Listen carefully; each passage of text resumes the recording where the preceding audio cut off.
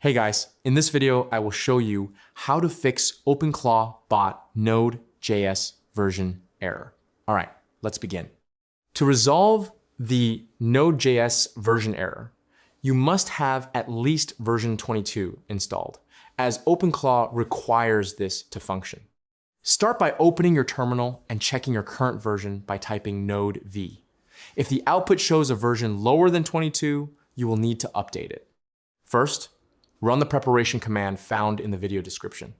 Then, execute the installation command specifically for Node.js 22.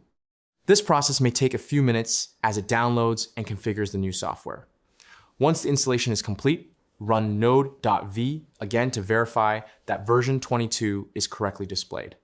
With the right environment set up, you can now restart the OpenClaw installation process using the command from the official website. So that's basically how you can fix OpenClaw bot Node.js version error. That's it for this video. Thanks.